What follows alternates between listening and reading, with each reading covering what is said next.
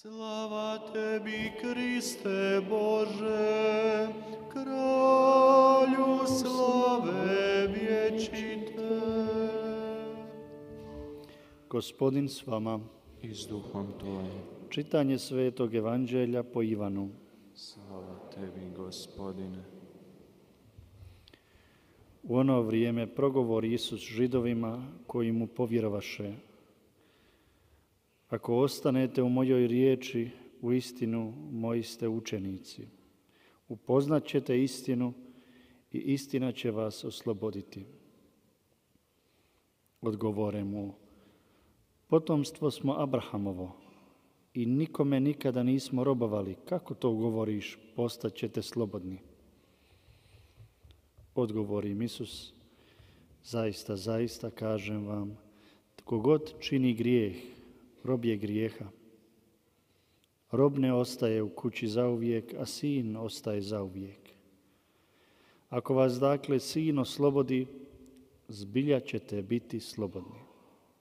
Znam, potomstvo ste Abrahamovo, a ipak tražite da me ubijete, jer moja riječ nema mjesta u vama. Ja govorim što vidjeh kod oca, a vi činite što čuste od svoga oca. Odgovoriše mu: Naš je otac Abraham. Kaže im Isus: Da ste djeca Abrahamova, djela biste Abrahamova činili, a eto tražite da ubijete mene koji sam vam govorio istinu što sam je od Boga čuo.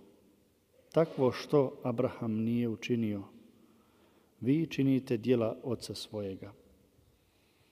Rekoše mu: Mi se nismo rodili iz preljuba, jedan nam je otac, Bog. Reče im Isus: Kad bi Bog bio vaš otac, ljubili biste mene, jer sam ja od Boga izišao i došao. Nisam sam od sebe došao, nego me on poslao. Riječ Gospodnja. Slava tebi, Kriste.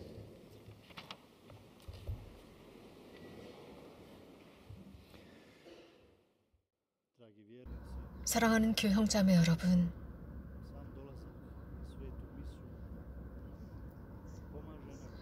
거룩한 미사에 참여하는 것은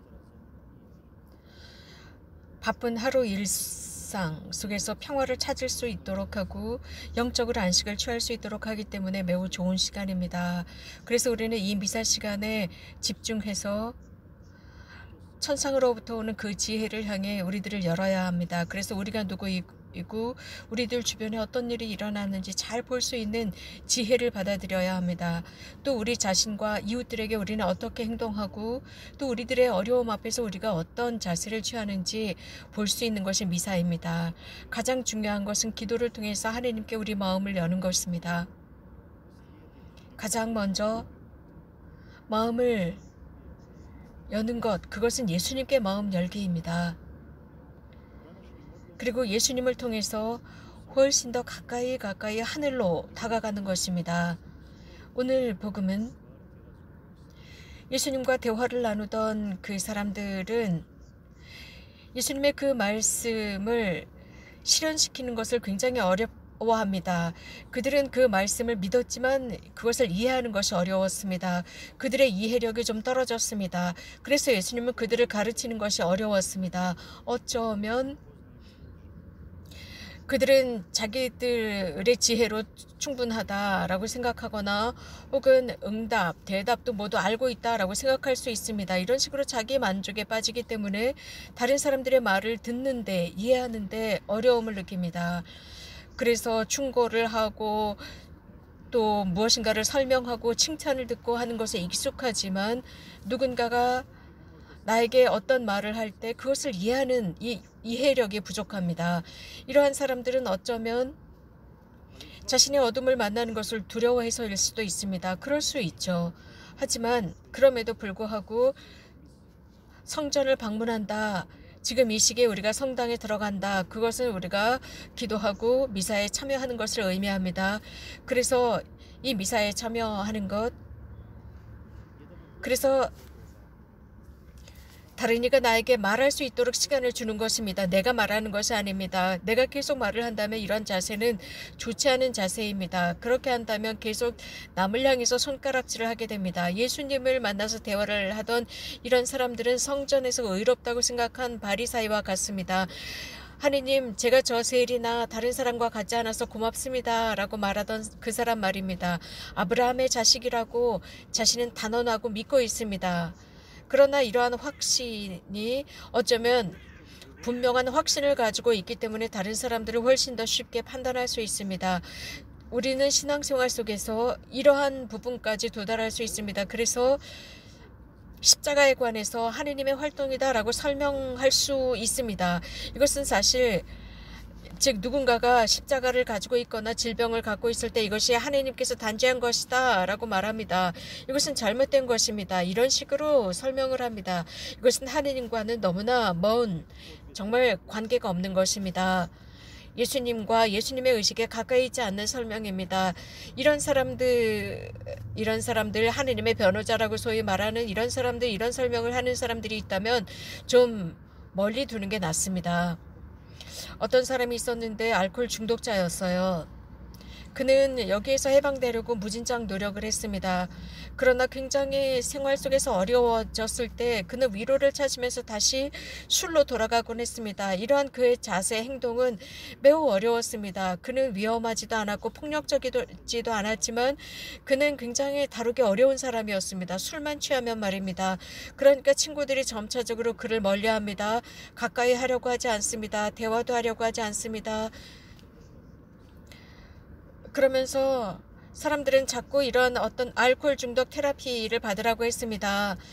그래서 술을 그만 마시라고 계속 충고를 했습니다. 결국 이것은 죄를 짓게 한다라고 했습니다.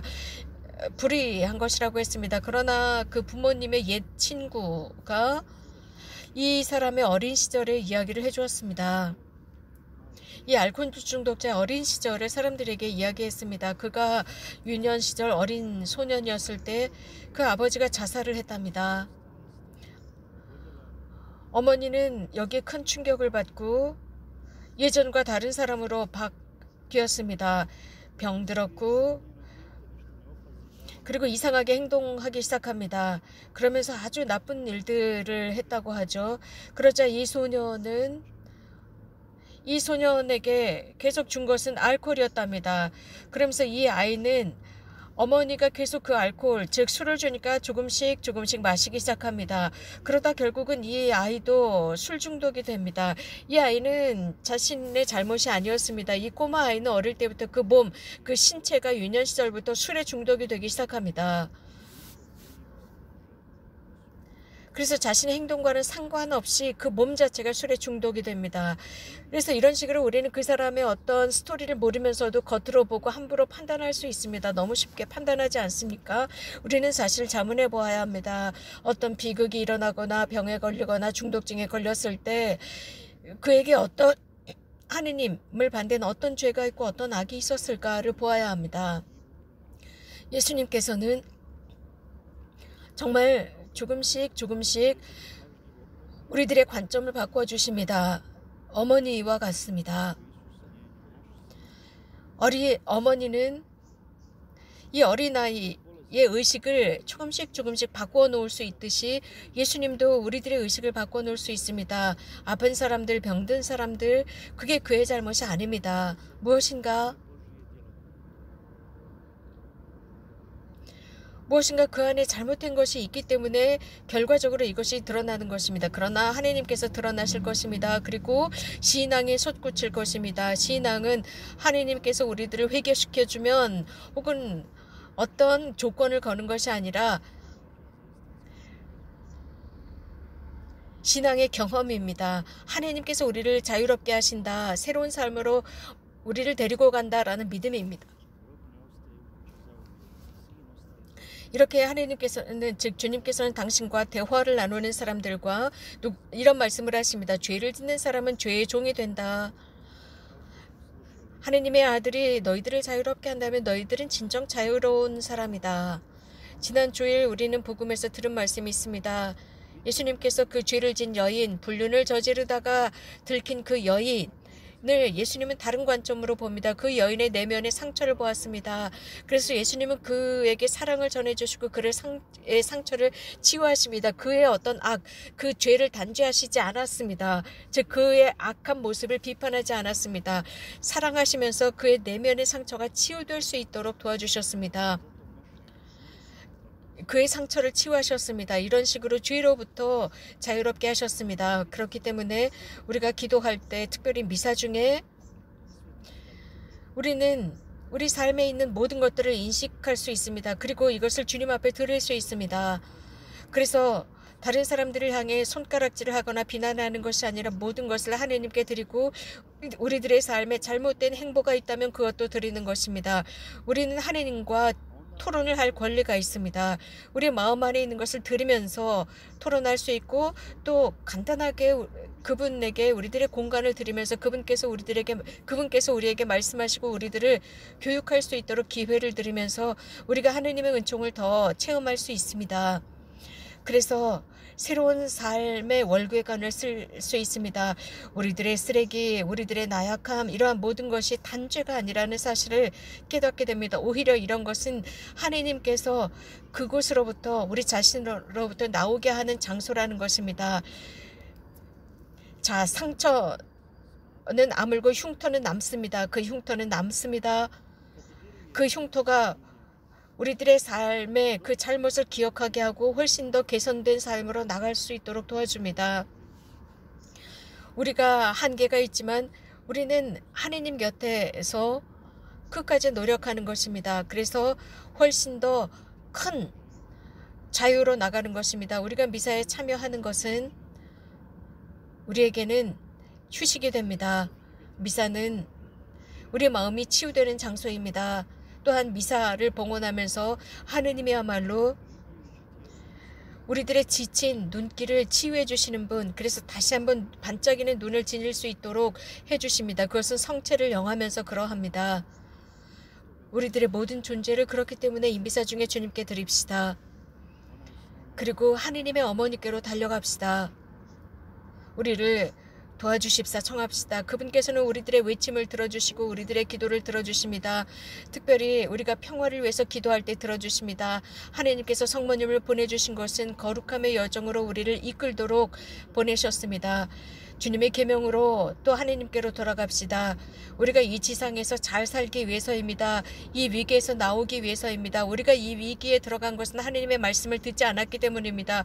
우리들을 사랑하고 우리들을 구원하고자 하는 그분의 말씀을 듣지 않았기 때문입니다. 새로운 삶으로 이끌고자 하는 하나님이십니다. 아멘.